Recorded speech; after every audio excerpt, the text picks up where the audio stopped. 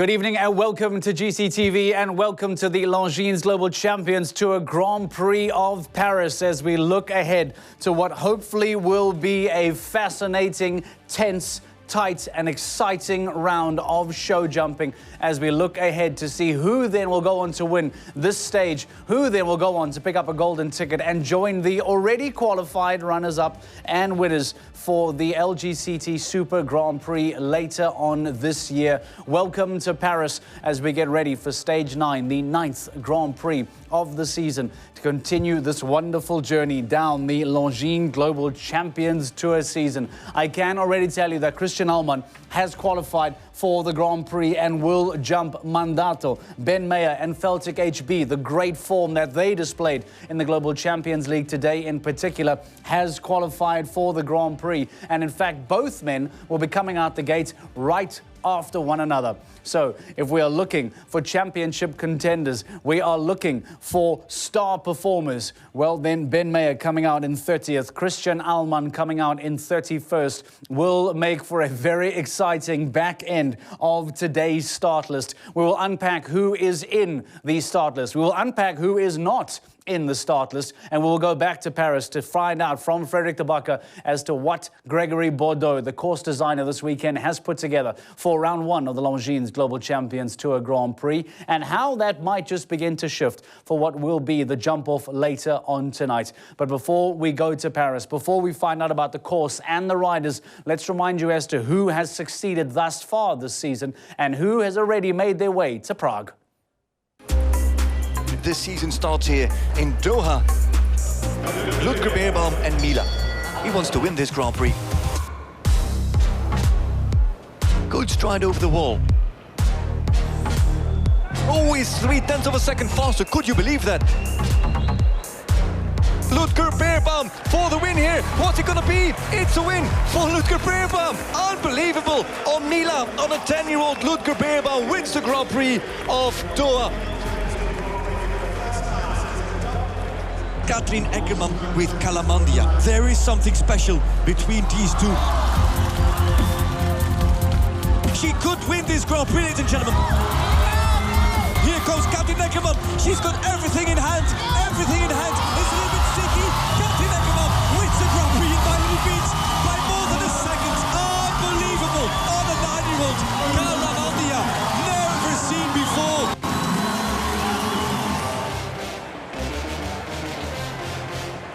Here's Dennis Lynch on Brooklyn Heights.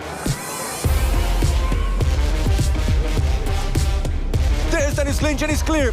44.56 seconds. Is Beerbaum going to score a second win after 3 stages already? Oh, what a nice rollback from Ludger Beerbaum.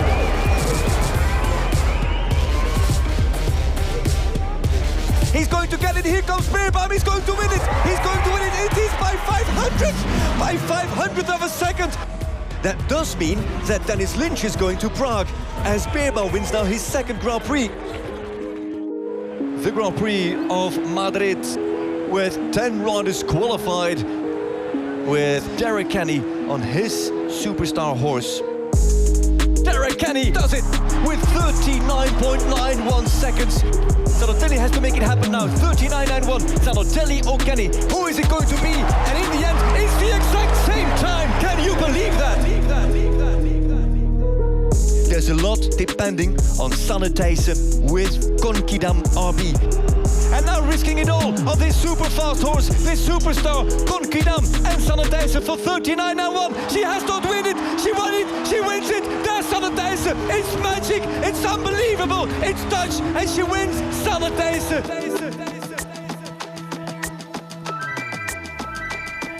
What has Smulders planned? Smulders now returns to Saint-Tropez to claim back what he lost in 2021. Is it the lead? Is it the lead? It is the lead. 26 seconds or 0.26 up on the clock with another 5 still to go. Marley Bayer-Johnson on H&M Indiana. This is very tight. And here's the finish for Johnson, and she's ahead. She has to be ahead. Big win for Marlene Bayer-Johnson and H&M Indiana. They go to Prague Malin Bayer-Johnsen proving unbeatable. Alman can dominate. Oh, that's difficult. Jumps over the flowers and then nearly drifted out of that line. And now Alman has to push. Alman has to push on Dominator 2000Z. Can he dominate in Hamburg? Alman is on top of the world at this moment. But the title, the King of Cannes, will be decided now with the first man coming in. Bingo Saint-Hermel and Daniel Deusser in this jump-off. He does go for the 6 in here. And now Deusser nearly speeding up, finding that 6th gear on Bingo Saint-Hermel. Finds the first distance on the very long gallop. Wow, what a finish from Daniel Deusser. Fernando Martinez Sommer from Mexico. Can he make this tight?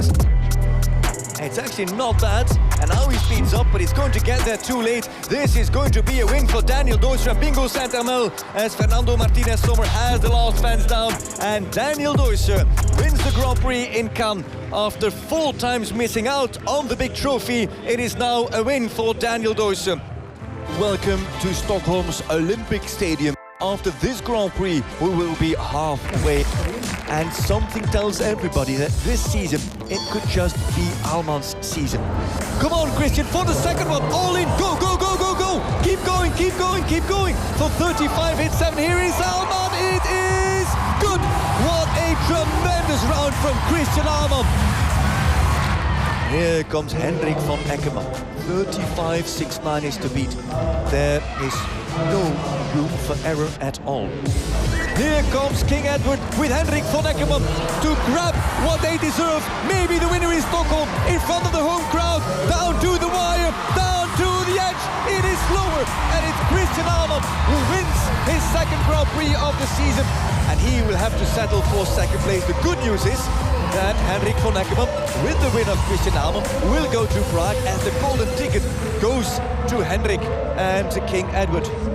Hendrik van Eckermann and King Edward had to wait until the very last stage of the 2021 season in Chamorin Week 2 to go on and pick up their golden ticket. And now, all of a sudden, the flying Swede made sure that he qualified far, far sooner. Those are your winners thus far of those prestigious, highly sought-after golden tickets for the Lgct Super Grand Prix in Prague. Who then will add their name to that list come the end of the night tonight? Who then will be able to say that I will be in Prague later on this year? Which of the riders competing on this famous stage, as we see the course being designed by Gregory Bordeaux this weekend behind the infamous Eiffel Tower overlooking the special ground as we get ready for the sun to set later on tonight in Paris. Those in attendance have put up with a little bit of sketchy weather today, but the show jumping will make up for it. And the good news is from a championship point of view, some of the top place riders on the overall championship standings are in today's starting lineup. We've already mentioned Ben Mayer and Christian Alman, who essentially can go head-to-head today. I want Frederick de Backer to try and tell us what exactly could be required from Ben Mayer to go on and overtake Christian Alman today. Here is a look at the overall championship standings. Christian Alman has qualified. Ben Mayer has qualified. Gilles Thomas has qualified. Spencer Smith has qualified. So a large amount of the riders inside the top 8 will be jumping tonight in the Longines Global Champions Tour Grand Prix of Paris. Is that lead overtakeable for Ben Mayer? What does he have to do to try and put himself in first place? In other words, what does Christian Alman have to do to make sure that even if Ben Mayer goes on to win today, what is the bare minimum required from Christian Alman to hold on to the overall Lgct championship lead? We will do the mathematics and we will find out before we get to tonight's Grand Prix just how the overall championship standings may change depending on how those two men perform. If one gets into the jump-off, if both get into the jump-off, what if neither get into the jump-off? Then surely for Christian Alman, he will be quite satisfied with that from an overall championship point of view. We were able to sit down with a two-time winner already this year, going for a three-peat, a third victory, much like Lgct already this season with 2 Lgct victories. Well, Christian Allmann has done it twice already. Can he make it now a third victory in Paris for 2022? We sat down with the current Lgct championship leader and two-time winner, Christian Allmann. I'm Christian Allmann. I'm from Germany and professional rider.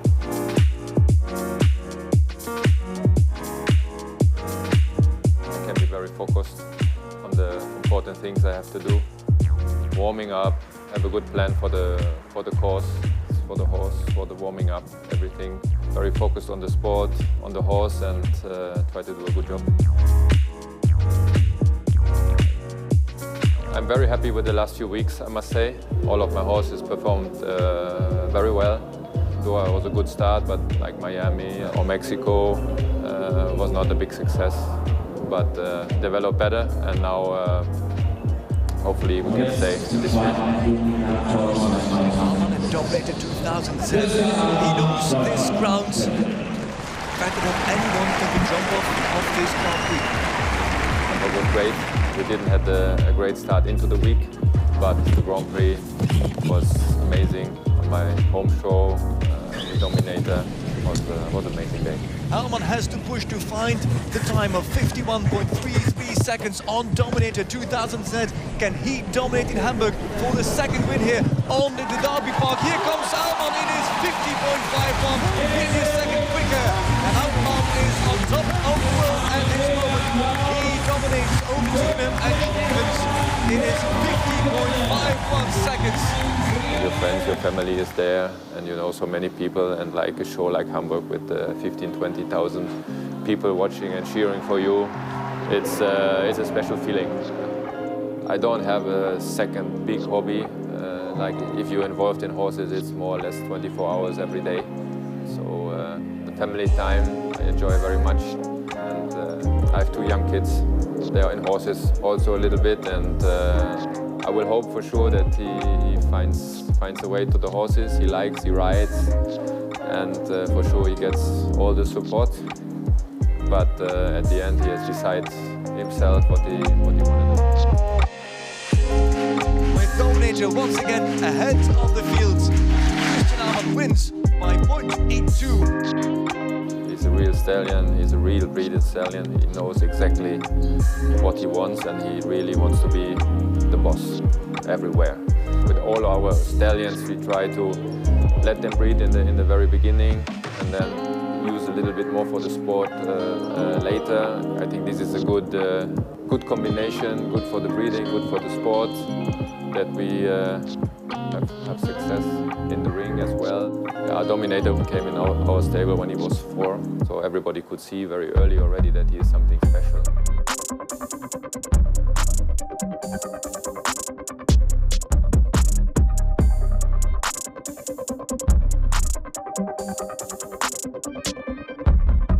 He was concentrated more on the breeding in the very beginning of his career, so he did almost no shows. And then we started later, but he has unbelievable power, he has an unbelievable body, he's an unbelievable jumper. Now he is 12 already, and he is a little bit like an 8 or 9-year-old. So I'm very happy that he is ready to go, and that he can regularly do the big sport, and that he can show how good he is. Come on, Christian, for the second one, all in, go, go, go, go, go! Keep going, keep going, keep going! For 35.87, here is Allmann, it is good! It is good, Christian Allmann takes the lead in Stockholm. Dominator leads once again. What a tremendous round from Christian Allmann! Right now I'm number 1 on the overall ranking. That means it's a very good position right now in this moment, but it feels very good. Gives a lot of confidence, but it's not even half time. So if the situation stays like this, I would like to win the overall as well.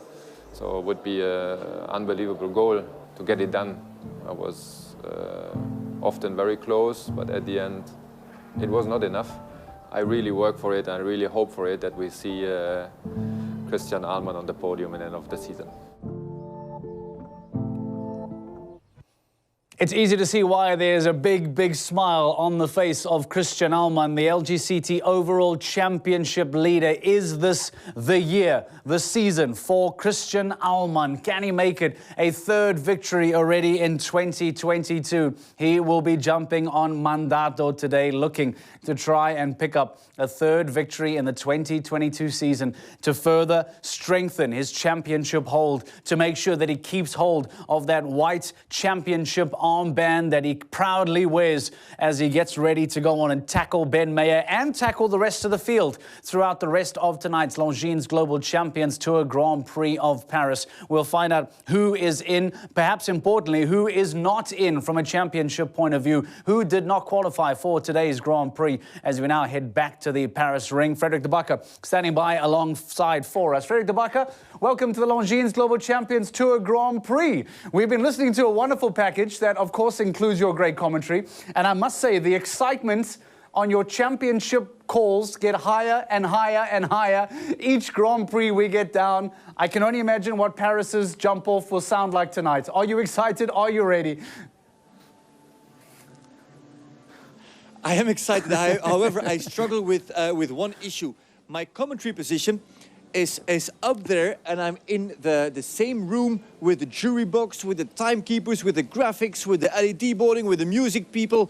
So I do have to be a little bit respectful to my colleagues. It's a confined space. There's a lot of people, and if I go screaming on top, that would be not so professional. However, there is a chance that I cannot hold my enthusiasm in the long run, but we'll see how that goes. They will hate you for it, but all the viewers on GCTV will love you for it. Right, let's talk starting order. Let's talk championship material. I'm seeing Gilles Thomas in the mix, Spencer Smith in the mix, Ben Mayer and Christian Ahlmann from a top 8 point of view.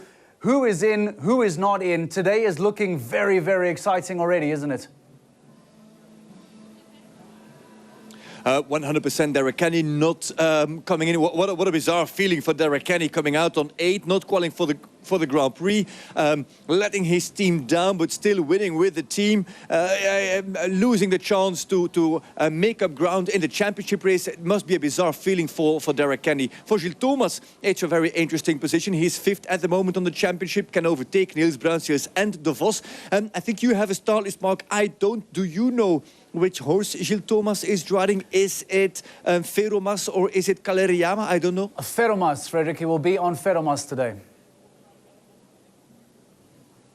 All right, and there you go, Feromas van Beek. He's always been performing well on Luna van den Hof. We'll see how it has to go with this younger stallion, lesser experienced than Luna van den Hof. But then, of course, it is coming down to, again, and it's not a draw, but the qualification of Ben Mayer going just ahead of Christian Ahlmann. Mayer to go first. I think he's 6th last to go, Ahlmann 5th last to go in the Grand Prix. They will see each other coming in, coming out. They will cross each other. Those looks, those eyes will meet somewhere. The results of Ben Mayer will have an impact on how relaxed Christian Ahlmann will ride this Grand Prix. Ben Mayer, who won here last year, of course, on Ginger Blue, who had Faltic in great form. Ahlmann is on Mandato van der Neer, had a less experience than, for example, Faltic. So this is going to be once again a great Grand Prix, and it's about that championship battle, but of course it's also about that road to Prague, that golden ticket that is for grabs here in the 9th Grand Prix already of the season. Whew, 9th. So let's confirm then, no Derek Kenny, number 6 on the overall championship standings. He will not be jumping in Paris tonight. Neither will Sami Aldahan, already an Lgct Grand Prix winner in Paris a few years back. We'll focus on that wonderful historic moment for him in his career. But unfortunately, we'll also show you how and why Sami will not be in tonight's Grand Prix. Frederik, you've already given us a bit of a taste as to what may come from Christian Ahlmann and Ben Mayer. I know you love your numbers, so let's talk numbers. What needs to happen today for the number 1 and number 2 on the championship standings? Can it overturn? Is it safe? Is it guaranteed? What needs to happen tonight? The planets must align, not just the stars, but all the planets must align as well for Ben Mayer. First of all, he needs to win the Grand Prix, and Ahlmann cannot end higher than, what is it, 31st of 35 riders. So both of them are qualified, both of them will get points, but Ahlmann basically has to retire or finish 31st in this Grand Prix to have the lowest number of points if Ben Meer would win the Grand Prix. I think even if Ben Meer finishes on the podium, it's not even enough with Alman already in the Grand Prix here. So firmly in favour of Christian Alman. Yes, Ben Meer can make up real ground, but do you think that will help Christian Alman, knowing pressure-wise going into today that unless there is a run-out, unless there is a retirement, he will hold that armband? That will calm the nerves, won't it? It will calm the nerves. There's two things that you have to keep in mind. Of course, you want to be the leader throughout the season because it gives you that momentum, it gives you that positive drive and adrenaline. But in the end, with a 15-stage championship, it comes down to your best 8 results. It's a little bit like Hendrik van Eckermann, who came into the season quite late and all of a sudden leapfrogged all those other riders to finish second after his win in Chamorin. Even if Alman does bad here, it's not the biggest problem. Ben Meer, on the other hand, well, for Ben Meer it's even more comfortable because he hasn't produced many Grand Prix results just yet and sits in second. So if you look at the numbers of Grand Prix that they've competed in and the points that they've scored, you could even say that Ben Meer leads the championship. At this moment, based on their total number of points, it's Alman who leads the championship, but Meer has used less rounds, so he's got more Grand Prix to improve his current position. I know it sounds a little bit funny, but trust me, I'm an engineer. No, I'm not.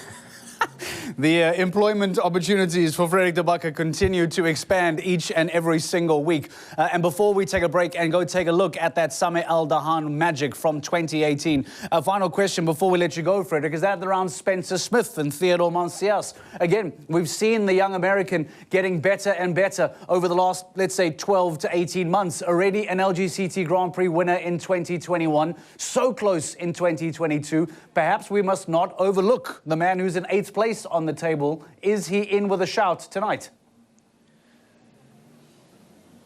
It's a fantastic comment that you make, Mark. And straight away I thought, oh yeah, Spencer's also in that mix. And Theodore jumped really well. The only thing that that also comes to mind, Spencer jumped the 2 rounds in Cannes. Jumped the Grand Prix, jumped the jump off. Second place, fantastic performance. Went to Stockholm, jumped the 2 rounds there as well. Then came here and jumped 2 rounds again. Now, jumping a lot of clears, Theodore has to be one of the most consistent horses across global champions, the league and the tour.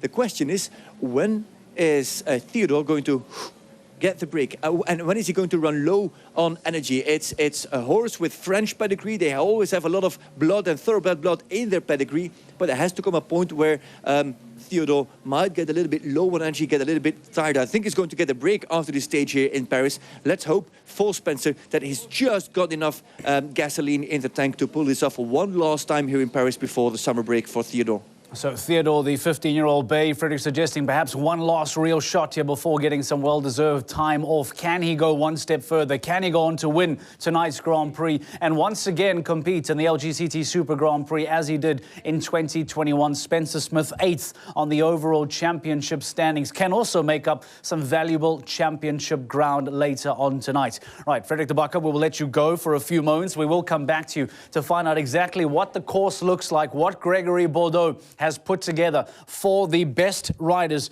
of tonight's Grand Prix and see exactly what challenges will be facing them, how he has worked with the slope, this dome-shaped arena that has proven to be so tricky from a Global Champions League perspective. How tricky will it prove to be from a Longines Global Champions Tour Grand Prix perspective? We have the best riders of the weekend all going in search of victory tonight, going in search of championship points. And as we continue to drive home, and we will continue to drive home, the closer and closer we get towards the GC playoffs, is which of these riders will secure themselves an Lgct golden ticket to compete in the Super Grand Prix at the GC playoffs later on this year.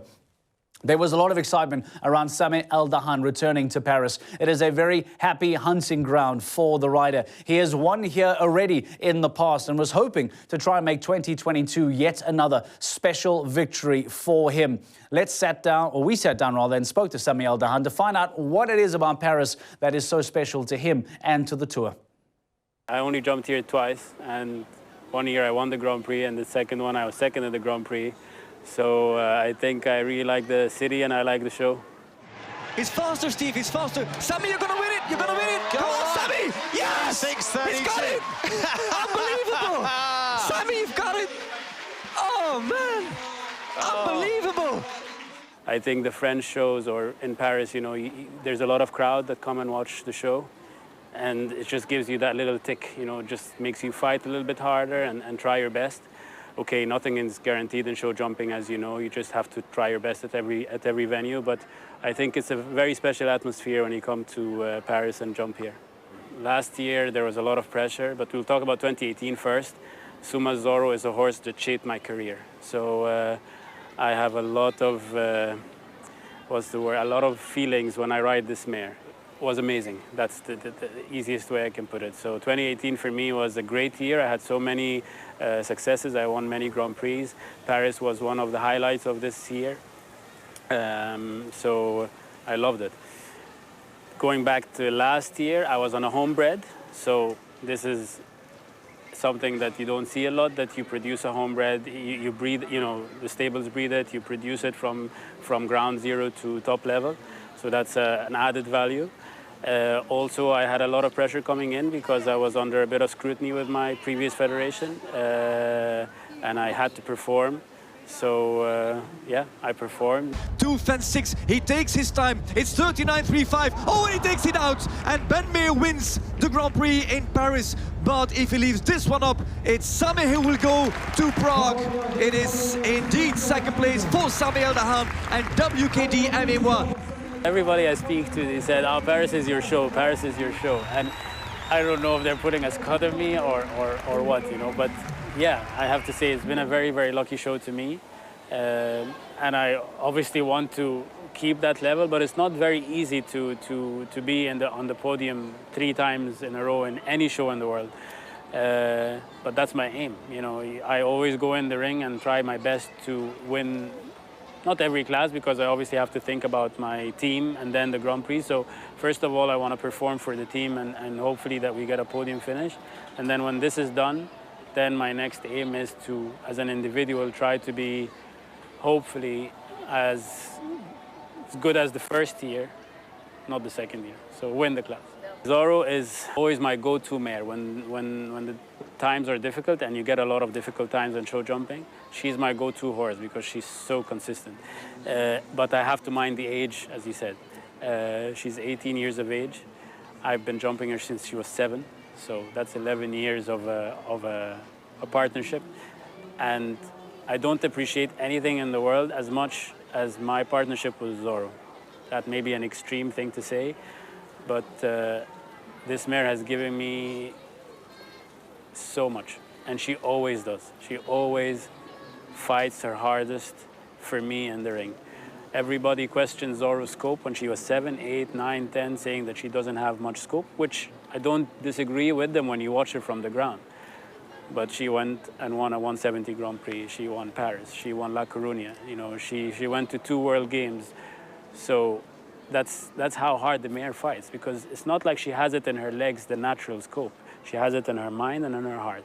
And that's what I appreciate the most from this mare. And I always said, Zorro will tell me when she's ready to stop. I won't be the person that is deciding, or Joanne, or anybody deciding Zorro's, you know, career end. She'll be the one that is telling us, I'm done. But at the moment, she's not telling me this at all. She's fit and ready to go.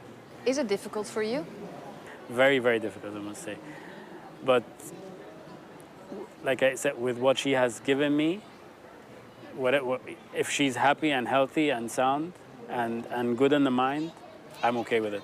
So if she's not gonna, you know, be wanting to jump those top classes anymore, I'm happy enough that at least she's happy in her mind.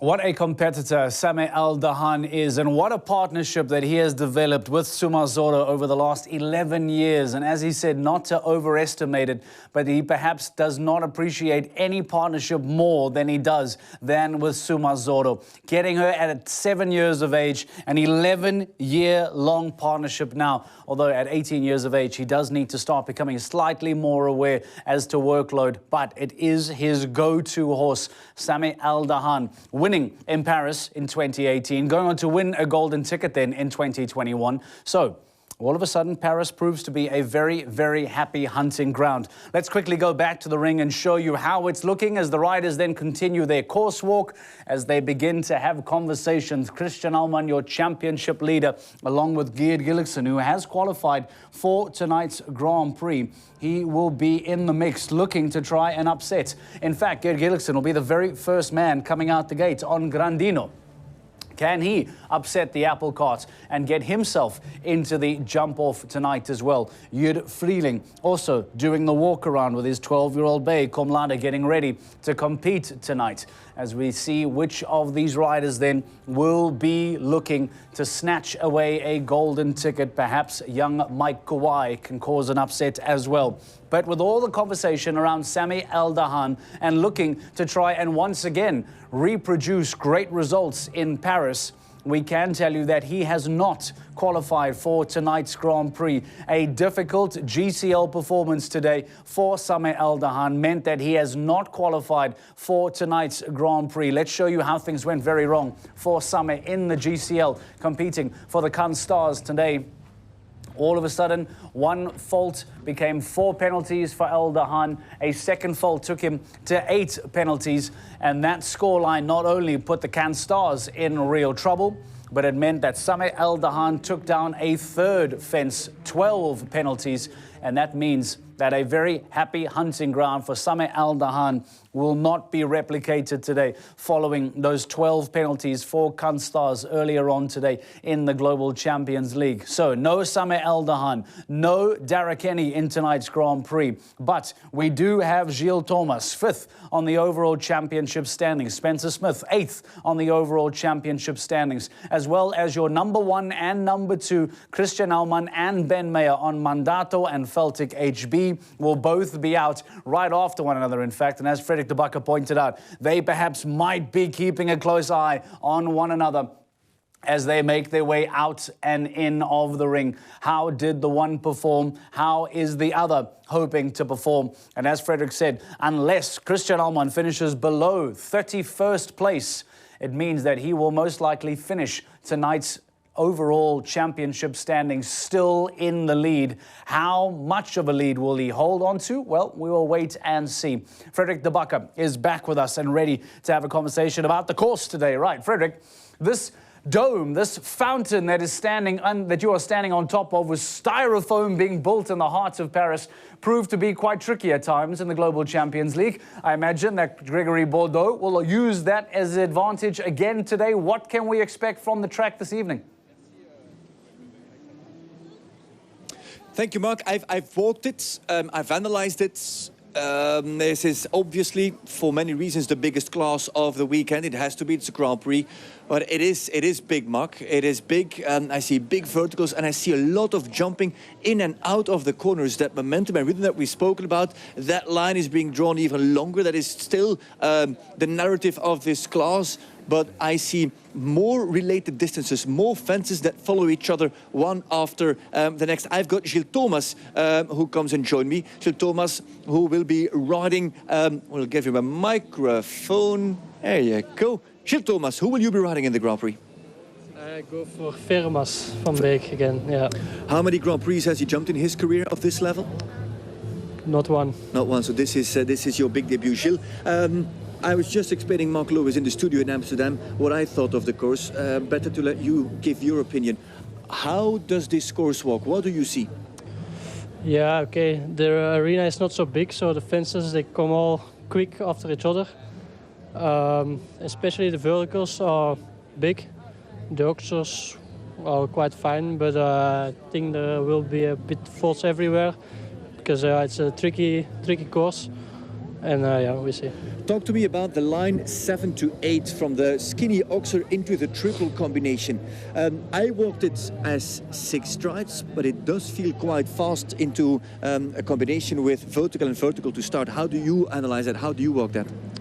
Yeah, so it's not a straight line, so it can go like in a qualifier as well to the triple combination was a bit the same line.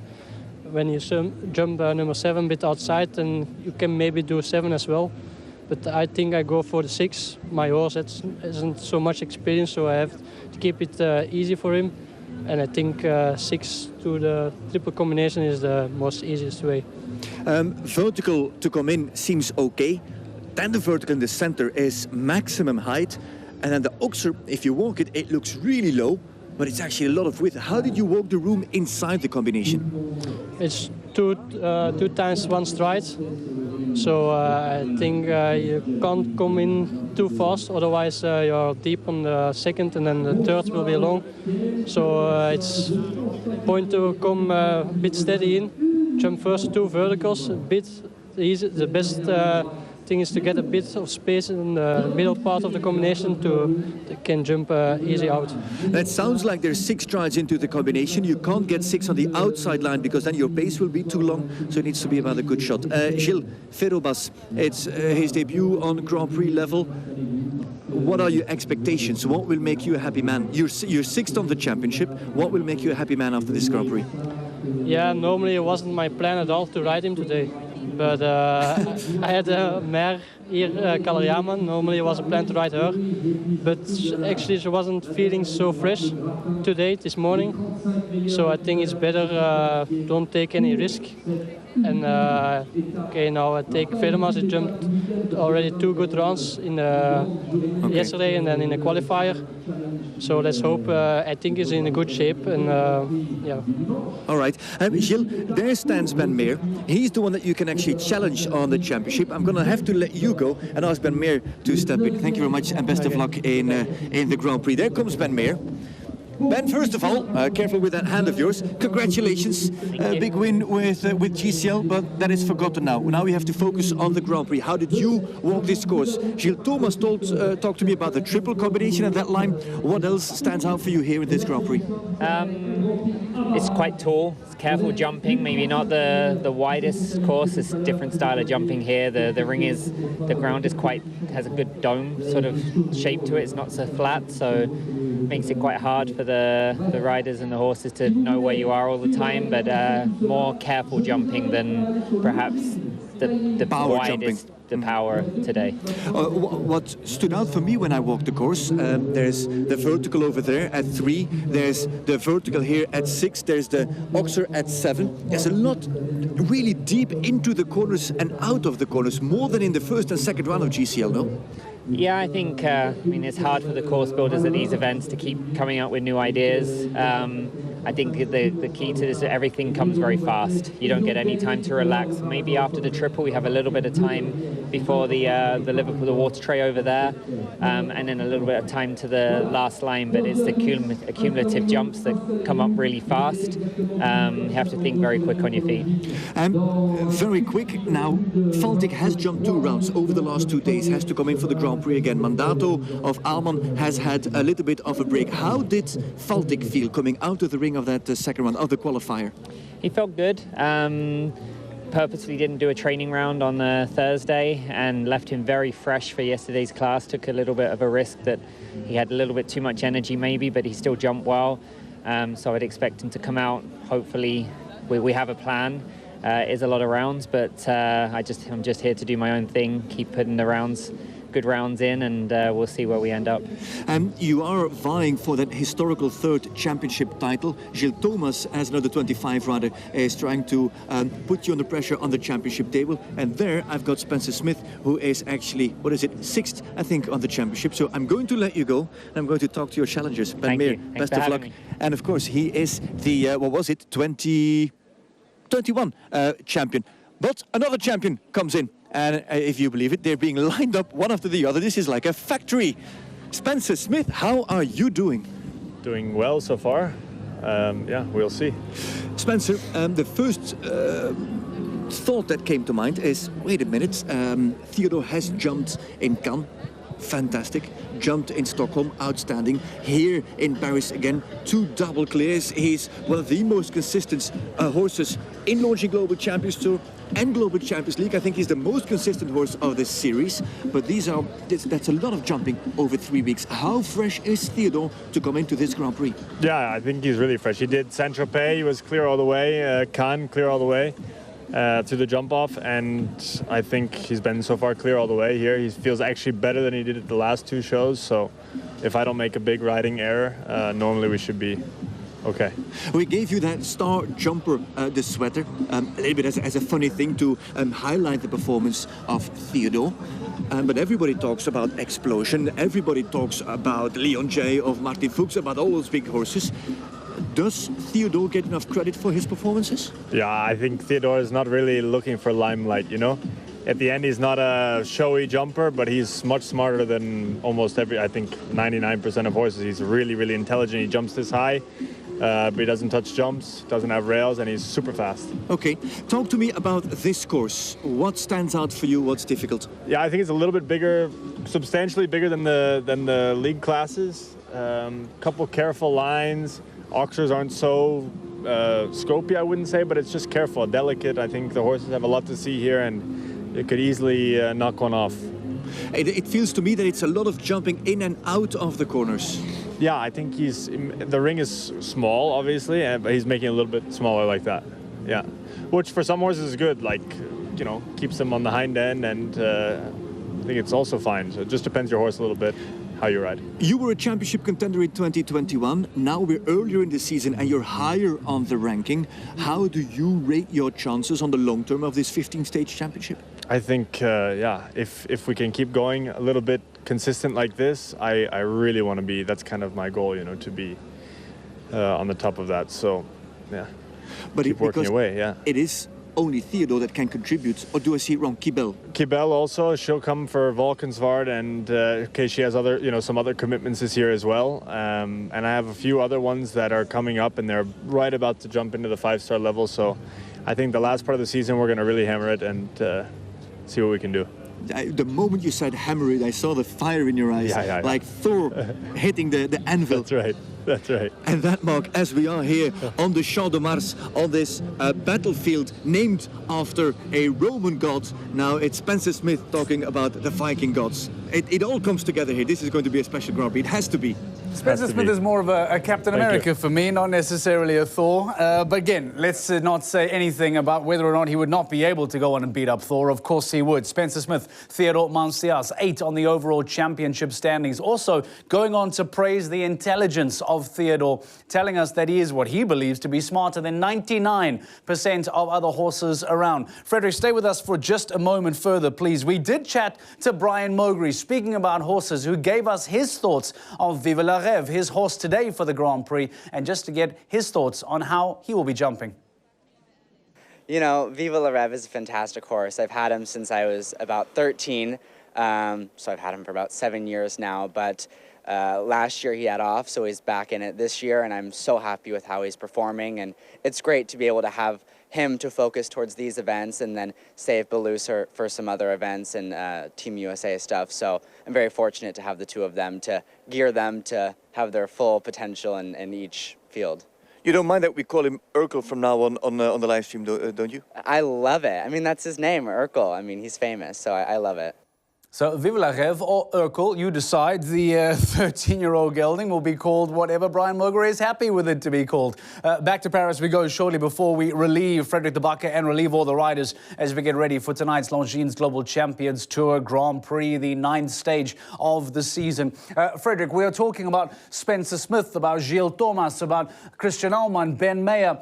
Are we looking at the traditional winners for tonight's Grand Prix? Or, much like I asked you in GCL, is there going to be an upset that didn't come around for the Istanbul Sultans? On this start list, is there another name outside of those that we have mentioned that could perhaps take the glory tonight? Keep an eye on the French new signing, on Edouard Schmitz, for example, a Swiss signing. But keep an eye on all those French riders. They had a win last night in the big class, but it's not as important as this one. And I'm sure that all of these French riders have really focused on this Grand Prix. Not all of them compete on Global Champions League. Many have come in with in different ways, like Penelope Le Prévost, for example. Kevin Stout is also here. They're all really, really ready to win this class. It's the last Lgct Grand Prix of the season on French soil. You know, we were already in Cannes, we were in Saint-Tropez. There's 3 French Grand Prix. This is the last one, and no French rider has won a Grand Prix this season, so keep an eye out for the French.